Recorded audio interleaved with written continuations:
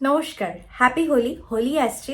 তো হোলি আমরা কেন মানাই বা হোলির আগের দিন আমরা ন্যাড়াপোড়া কেন করি, যেটাকে আমরা হিন্দিতে বলি হোলিকা দহন, বা যেটা সংস্কৃত ওয়ার্ডও অনেকটা সিমিলার।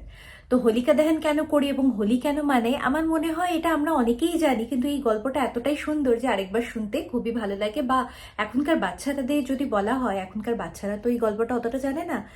তা বাড়ির যে বড়রা আছে, দাদু দিদা ঠাকুমা দাদু ঠাকুরদা, এরাই সবাই বাচ্চাদেরকে এই স্টোরিটা বলে এবং এখনকার সময় আমরা আমাদের বাচ্চাদেরও বলে। আমি তো আমার ছেলেকে স্টোরিটা বলেছি এবং আমার কাছে রীতিমতো বই আছে, তো বই মাধ্যমে বলেছি। তো আমি ভাবছি সবাইকে যদি জানানো যায় তাহলে কেমন হয়। তো বিষ্ণুর যে 10 অবতার ছিল, 10 অবতারের মধ্যে এটা একটা অবতার। বিষ্ণুজিকে এই পৃথিবীতে আসতে হয়েছিল তার 10টা অবতারে। তো তার মধ্যে একটা অবতারের স্টোরি এটা, যেটা আমরা শুরু করতে চলেছি প্রহ্লাদের স্টোরি নিয়ে। প্রহ্লাদ, আমার ছেলে তো এটাকে প্রহ্লাদ দাদা বলে স্টোরিটা শোনার পর থেকে। তো প্রহ্লাদে যে বাবা ছিলেন, তিনি ছিলেন রাজা হিরণ্যকশ্যপ, যিনি নাকি খুবই অত্যাচারী ছিলেন এবং হিরণ্যকশ্যপ মনে করতেন যে উনি সব থেকে বড় শক্তিশালী, ওনার থেকে শক্তিশালী আর কেউ হতে পারে না, আর বিষ্ণুর নাম এই পুরো পৃথিবীতে চলতে পারে না, বিষ্ণুকে কেউ পুজো করতে পারে না। সেই জন্য তিনি যারা যারা সেই সময়কার ঋষিরা ছিল বা লোকজনরা ছিল, সেই সময়কার অধিবাসীরা ছিল, তারা যারাই বিষ্ণুকে পুজো করত তাদেরকেই তিনি হত্যা করেছেন এবং তাদের উপর খুব টর্চার করেছেন। তিনি ছিলেন রাক্ষস বংশেরই প্রহ্লাদ। যেমন রাবণের কথা যদি আমরা মনে করি, রাবণের কিন্তু যে বাবা ছিলেন তিনি কিন্তু পুলস্ত্য মুনি ছিলেন, ওনার মাতাশ্রী ছিলেন রাক্ষস বংশে। সেই জন্য রাবণের মধ্যে কিন্তু এত জ্ঞান থাকা সত্ত্বেও তিনি এরকম একটা পর্যায়ে চলে গেছিল, বা রাম রাবণের যে যুদ্ধটা হয়েছিল আমরা সেটা জানি। তো সেই ক্ষেত্রে ঠিক প্রহ্লাদের বাবা রাজা হিরণ্যকশ্যপ এতটা অত্যাচারী হওয়ার পরেও তার ঘরে জন্ম নিয়েছিল প্রহ্লাদ নামে এক বাচ্চা, যে বিষ্ণুর বড় ভক্ত ছিল, সব থেকে বড় ভক্ত ছিল সেই সময়কার প্রহ্লাদ।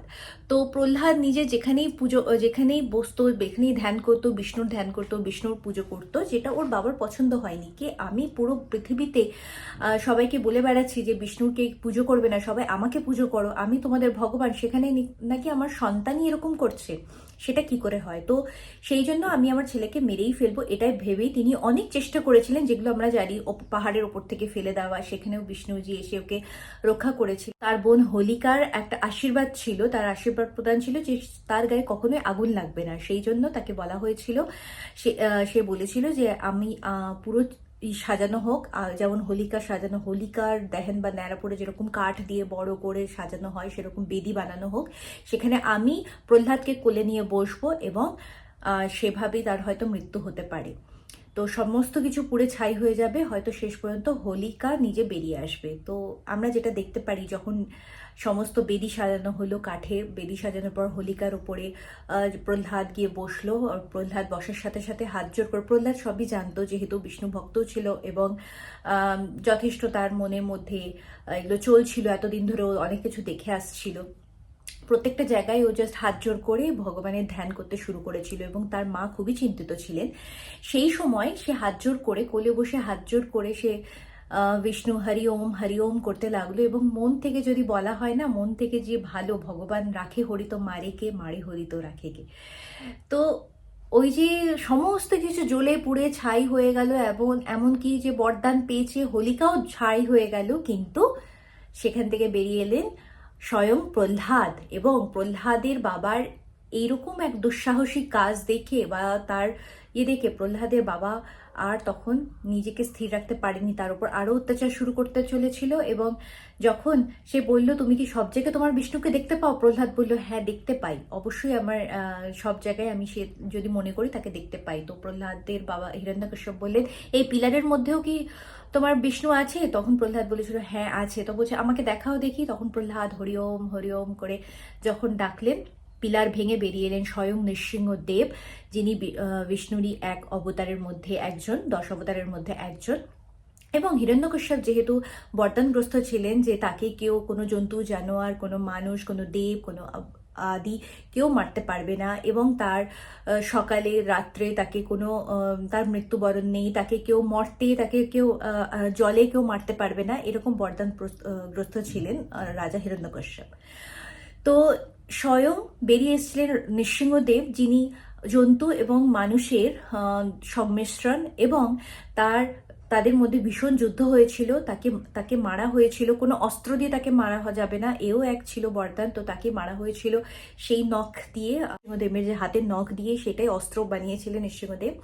এবং তাকে মারা যাবে না, না দিনে না রাতে, তো তাকে সন্ধ্যাকালে মারা হয়েছিল, মৃত্যুবরণ করেছিলেন তিনি। এবং তাকে ঘরে না বাইরে না জলে না স্থলে কোথাও মারা যাবে না, তাই ঠিক দরজা এবং ঘর এবং বাইরের যে মাঝখানে যে দণ্ডিত থাকে, সেই দণ্ডিতকে বসে নৃসিংহদেব তার নিজের কোলে নিয়ে তাকে সন্ধ্যার সময় তার চিরহরণ করেছিলেন।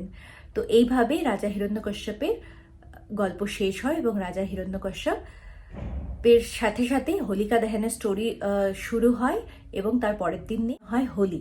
তো কেমন লাগলো আপনাদের এই সবার এই স্টোরিটা? আমি আমার ছেলেকে আবার শোনাবো হোলিকা দহনের আগে, বা যেদিন আমরা ন্যাড়াপোড়া করতে যাবো সেই সময়। বাচ্চারাও শুনতে শুনতে বড় হবে এবং আমরাও শুনবো, অবশ্যই আরেকবার শুনবো, আরেকবার দেখবো হয়তো সেই পুরনো চিত্র সহ। তো কোনো রকম বাজে কুকৃতি নয়, কোনো নেশা নয়, মজা করুন, খেলুন, রং মাখুন, আনন্দ করুন, সবার সঙ্গে মজা করে কাটান দিনটা। একটু পুজো আশ্রা করুন, অবশ্যই ঠাকুরের প্রণাম মন্ত্র করুন এবং সকালে অবশ্যই পুজো করুন, তারপর রং খেলুন, সবাই মিলে পরিবারের সঙ্গে সময় কাটান, বন্ধু বান্ধবদের সঙ্গে সময় কাটান, এটাই কামনা। আজ এই অবধি, আবার দেখা হবে নতুন গল্পে নতুন ভিডিও নিয়ে। নমস্কার।